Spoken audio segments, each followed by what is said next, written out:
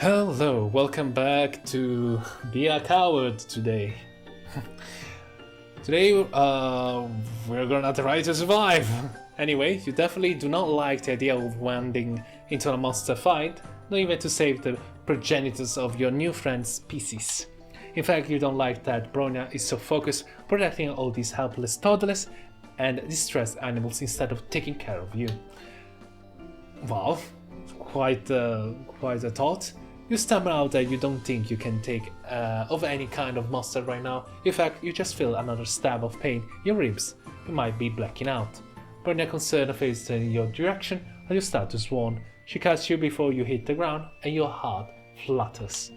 You look up at her serious face and she looks like such a mom, but also such a friend, like some sort of combination of these two concepts. Yikes, you don't look so good.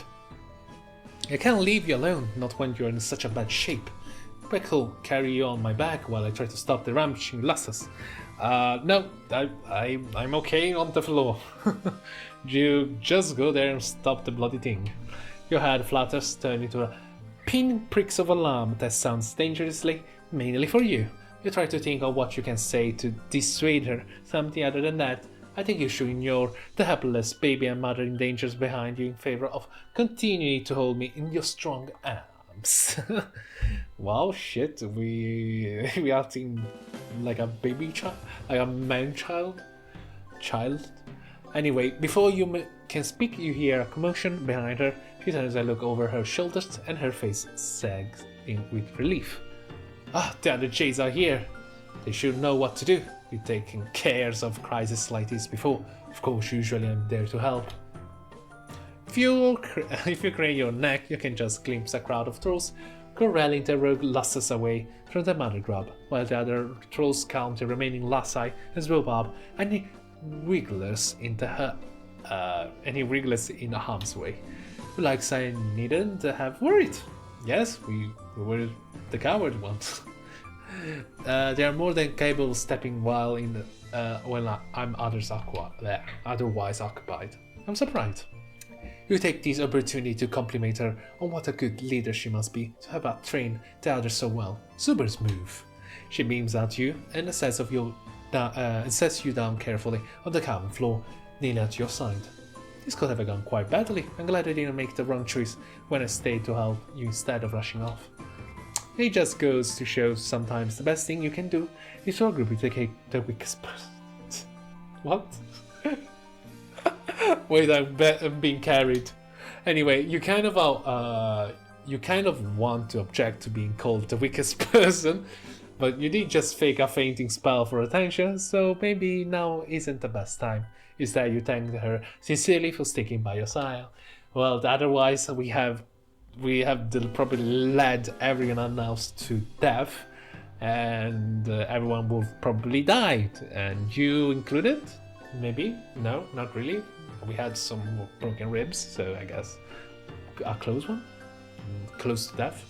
The two of you watch together as order is gradually restored to the chaos below, and even with your injuries, you feel close to content and quite hopefully about how this relationship is progressing. You notice that at your side, several wrigglers are blindly squirming around, confused and crying. There are some young trolls here too, looking around all lost and bereft. You are not sure if their loosey ran off with the others then got involved in the fracas, or if these little guys are orphans.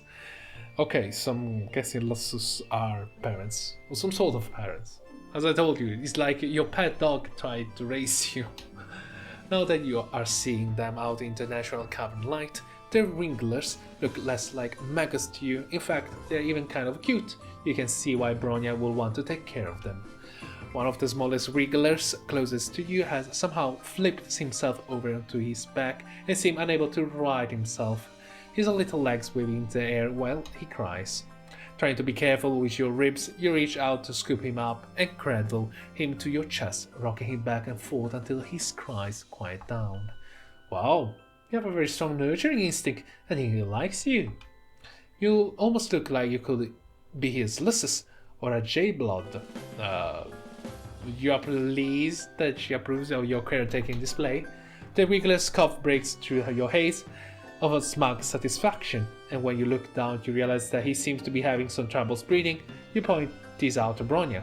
Good observation, you really are unnatural at taking care about the creatures. Aren't you? I don't know. Some people find that nurturing ability to be very attractive in a potential friend. I thought we were trying to be friends, no, whatever that thing you're thinking. But as for the Wriggler, this is definitely not a good sign. I'm surprised none of these drones have noticed that he's sick. If we leave him here, he'll be killed for sure.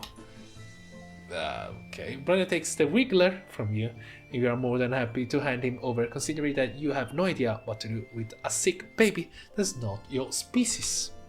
Also, you broken rigs may make holding a baby kind of painful, and Bronya holds your Wriggler carefully, but with perfect ease, just like you hope she will cradle your new friendship in its infancy.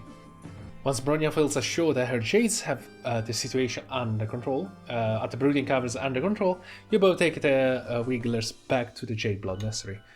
You hover around uselessly while Bronya sets up some kind of crib filled with green slime.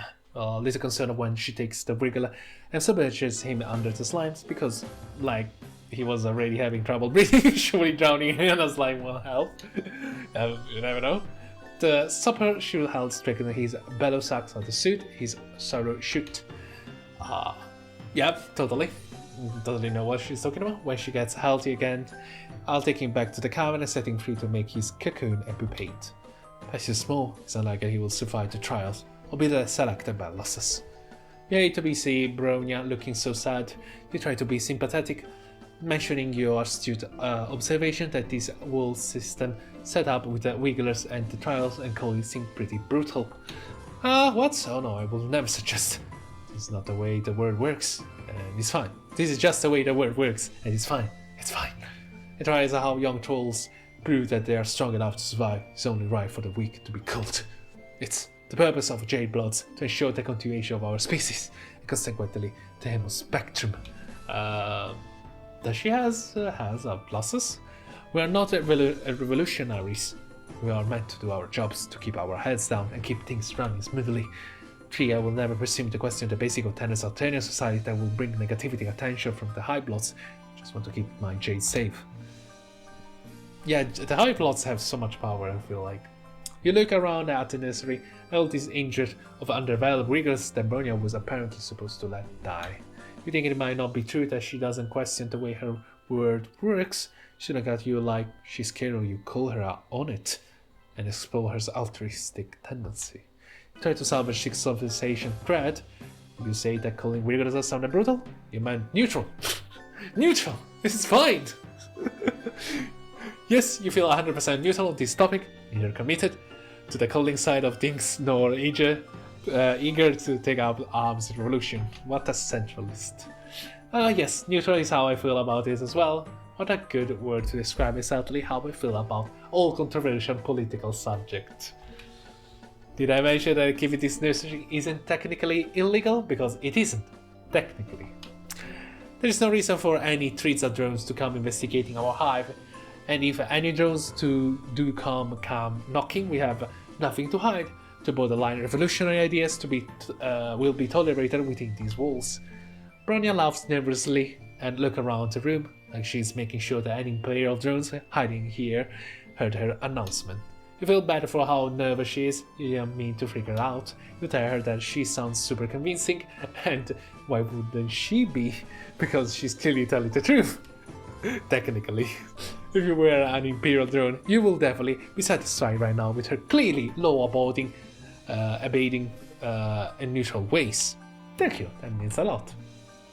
You cast about for something to change the subject and mention that your ribs are feeling a bit better.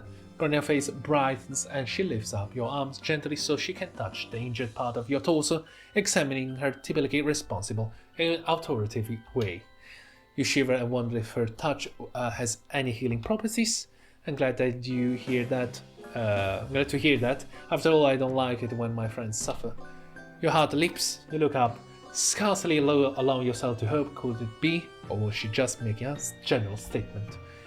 If you're not in any more pain, hopefully, that means your interests will heal soon and make care of you until then, my friend. You're overcome, your eyes filled with tears, Borneo smiles at you and squeezes your hand. Victory!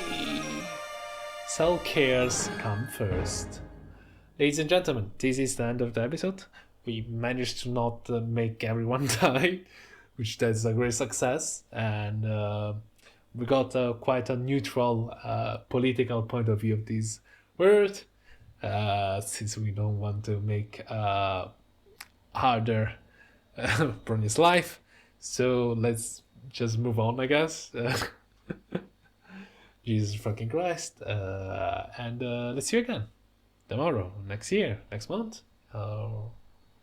today. Have a lovely day, and see you again very, very soon. Bye-bye.